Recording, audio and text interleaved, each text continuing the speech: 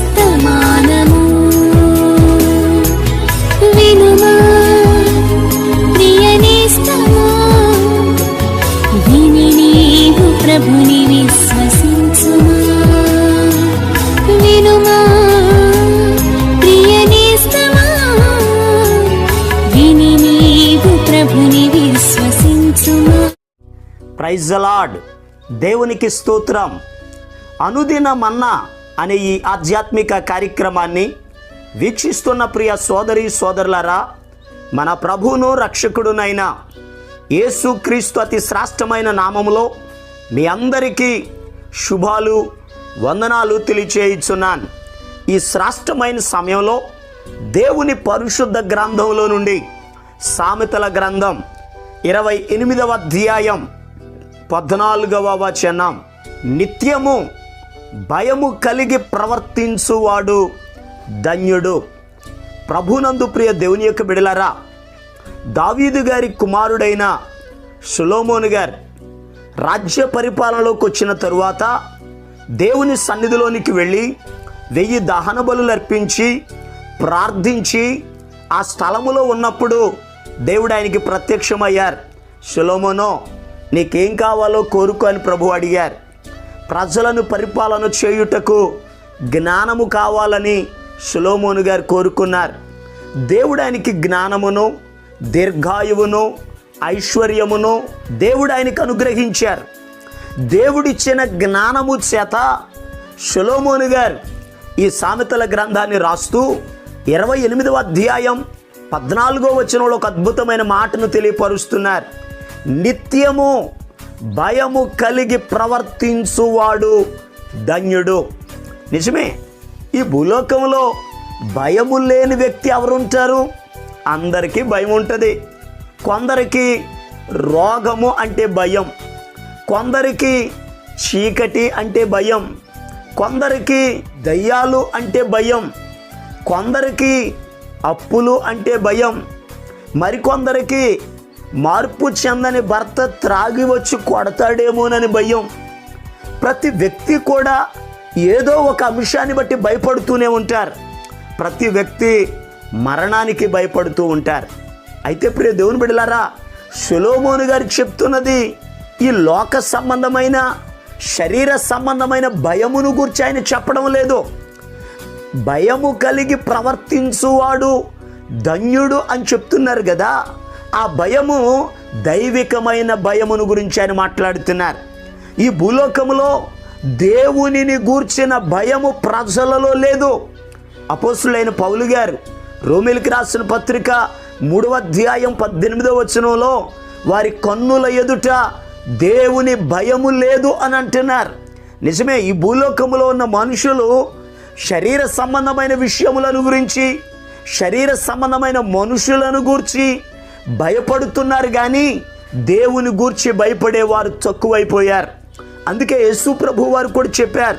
మత్తయి సువార్త 10వ అధ్యాయము 28వ వచనంలో ప్రభు చెప్పారు, ఆత్మను చంపనేరక దేహమునే చంపు వారికి భయపడకుడి గాని ఆత్మను దేహమును కూడా నరకములో నశింపచేయగల వానికి మిక్కిలి భయపడుడి అని ప్రభు చెప్పారు.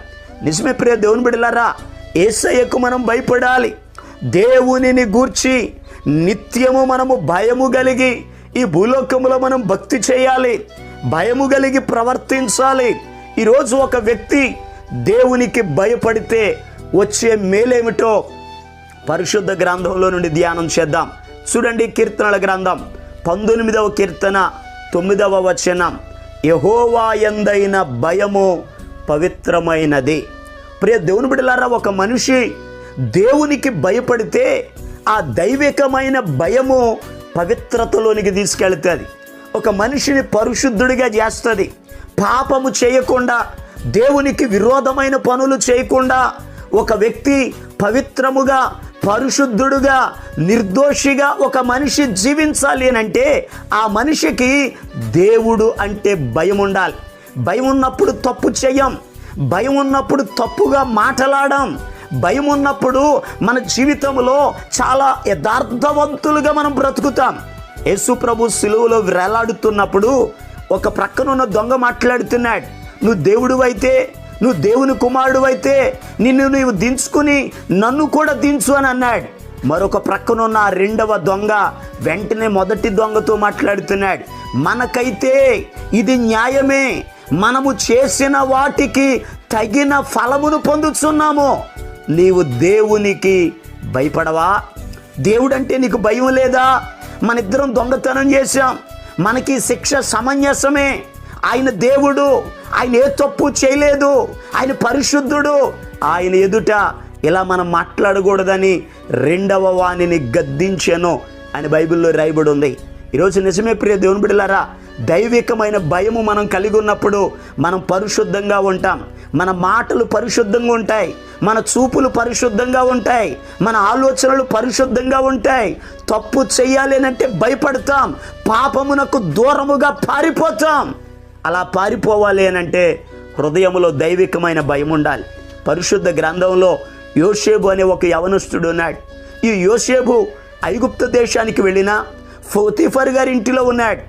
ఆయనను బట్టి దేవుడు పోతీఫర్ను ఆశీర్వదించడం ప్రారంభించాడు.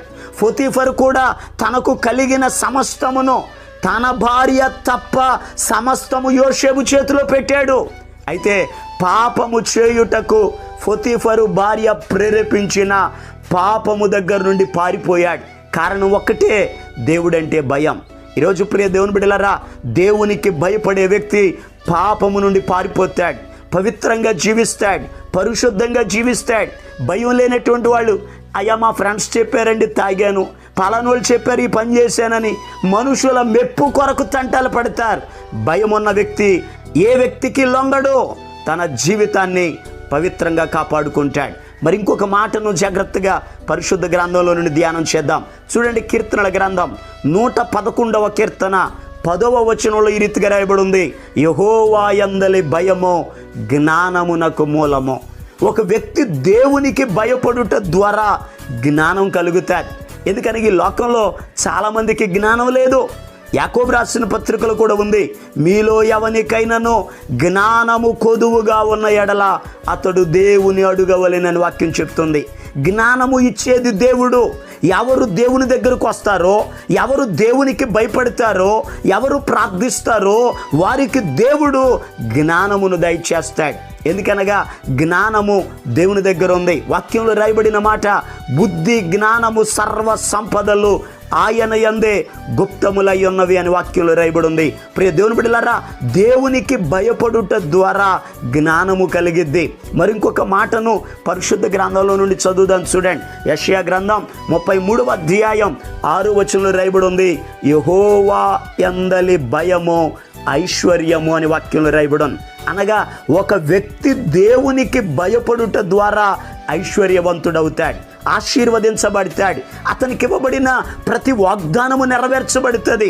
ఆదికాండం 22వ అధ్యాయాన్ని మనం చదివితే దేవుడు అబ్రహాము గారిని తన కుమారుడైన ఇస్సాకును తీసుకొచ్చి బలివ్వమని అడుగుతారు. అబ్రహాము తన కుమారుని తీసుకెళ్ళాడు. ఆ పర్వతం మీద దేవునికి బలివ్వబోతుండగా దేవుడు పిలుస్తాడు, అబ్రహామా ఆ చిన్నవాని మీద చేయి వేయొద్దు. ఎందుకు నేను అడిగితే, దీనిని బట్టి నాకు అర్థమైంది నీవు దేవునికి భయపడువాడవని. కనుకనే దేవుడు వాగ్దానం ఇచ్చాడు, అబ్రహాము గారిని ఆశీర్వదించాడు, అబ్రహాము గారిని విస్తరింపజేశారు. ప్రియ దేవుని బిడ్డలారా, ఒక వ్యక్తి దేవునికి భయపడితే అతనికి ఇవ్వబడిన ప్రతి వాగ్దానము నెరవేర్చబడింది. దేవుడు అతనిని ఆశీర్వదిస్తాడు, అతని జీవితంలో అద్భుతాలు చేస్తాడు. ఊజు అనే దేశంలో యోబు అనే ఒక మనుషుడు ఉన్నాడు. అతని గురించి వాక్యం చెప్తుంది, దేవునికి భయపడేవాడు, దేవుని యందు భయభక్తులు కలిగిన వాడు. అందుకే దేవుడు యోబుని ఆశీర్వదించాడు. ఈరోజు ఆశీర్వదించబడాలని ఆశ ఉంది, మంచిదే. దేవునికి భయపడుతున్నారా? ఈరోజు భయము కలిగి మీరు ప్రవర్తిస్తే ధన్యులైపోతారు. భయము కలిగిన వ్యక్తి జీవితంలో పవిత్రత ఉంటుంది. భయము కలిగిన వ్యక్తికి జ్ఞానం అనుగ్రహించబడుతుంది. భయము కలిగిన వ్యక్తి ఆశీర్వదించబడతాడు. మనం కూడా మన జీవితంలో దేవునికి భయపడుతూ భక్తి చేస్తూ మన జీవిత యాత్రను ముందుకు కొనసాగిద్దాం. దేవుడి మాటలను మన వినికుడులు ఆశీర్వదించునుగాక. ఆమేన్. ప్రార్థన చేసుకుందాం. తలలు వంచండి, కళ్ళు మూసుకోనండి. దేవుడు మీకు పరిశుద్ధతను, జ్ఞానమును, ఐశ్వర్యమును అనుగ్రహించినట్లు ప్రార్థన చేస్తాను. మహాపరిశుద్ధుడును ప్రేమ కలిగిన మా పరమ తండ్రి, నీ బిడ్డలను దీవించండి అయ్యా. ఈ దినమంతయు కూడా నీ బిడ్డల పనులలో, ప్రయాణాలలో మీరు తోడై ఉండండి. ప్రతి బిడ్డ కూడా నీకు భయపడాలి. ఈ లోకంలో ప్రతి దానికి మేము భయపడుతున్నాం, కానీ భయపడవలసిన నీకు మాత్రం భయం లేకుండా జీవిస్తున్నామయ్యా. నీకు భయపడినప్పుడే నువ్వు మమ్మల్ని ఆశీర్వదిస్తావు, జ్ఞానం ఇస్తావు, పరిశుద్ధతనిస్తావు అయ్యా. నీవు మమ్మలను కాపాడుతావు ప్రభువా. నీ బిడ్డలు నీకు భయపడి అయ్యా నీ సన్నిధిలో ప్రభు ఆశీర్వదించబడే కృపను గ్రహించండి. సమస్త మహిమ, ఘనత, ప్రభావాలు మీరు మాత్రమే పొందుకొనమని యేసు క్రీస్తు అతి పరిశుద్ధమైన నామం పేరట ప్రార్థన చేసి అడిగి పొందుకొని ఉన్నాము తండ్రి. ఆమేన్. మన ప్రభు అయిన యేసు క్రీస్తు కృప మీకు తోడుగా ఉండి నడిపించును గాక. ఆమేన్. ఈరోజు పుట్టినరోజు మరియు పెళ్లి రోజు జరుపుకుంటున్న వారికి సీసలి మన్నా చర్చి తరపున మా కుటుంబ పక్షముగా మీకు శుభాలు తెలియపరుస్తున్నాం. May God bless you. దేవుడు మీకు తోడుగా ఉండి మిమ్మల్ని ఆశీర్వదించును గాక. దయచేసి గమనించండి, మీ కొరకును మీ కుటుంబం కొరకును దేవుడు మిమ్మలను అభివృద్ధి పరచాలని నిత్యము మేము ప్రార్థన చేస్తున్నాం. ఏమైనా ప్రార్థన అవసరతలు ఉన్న యెడల ఈ స్క్రీన్ మీద కనబడుతున్న నెంబర్కి ఫోన్ చేసి తెలియపరచండి. ప్రియ దేవుని బిడ్డలారా, అనుదిన మన్నా అనే ఈ వర్తమానాలు మీ స్నేహితులకు, మీ బంధువులకు కూడా షేర్ చేయండి. మన్నా చర్చ్ సీసలి అనే ఈ యూట్యూబ్ ఛానల్ను సబ్స్క్రైబ్ చేయండి. అందరికీ వందనాలు. నన్ను చుట్టుముట్టిన బాధలతో నా హృదయం కలవరపడగా, నా స్వంత జనుల నిందలతో నా గుండె నాలో నీరైపోగా, హక్కున నన్ను చేర్చుకుంటివే, భయపడకంటివే. మిక్కుట ప్రేమను చూపితివే, నన్ను ఓదార్చితివే. ఎరిగియున్నానయ్యా నీకే